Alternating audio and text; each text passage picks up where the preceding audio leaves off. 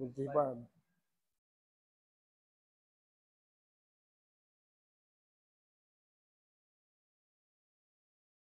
Dulo, sa baba, 78. Gitna.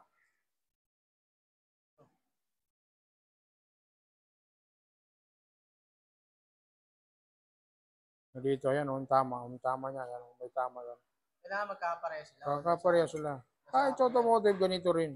Kaya may iba sukat niya, no? Diba? Dulo. Kailangan stable sa 17. Oo, stable. Ay yung pinaka goods. Pinakamanipis ang kukunin mo. Pinakamababa reading. Oh, so, ito yan ang may tama. No? Kadalasan yan, siya kakaganon-ganon ng ano yan eh. Connecting rod. So, ano natin?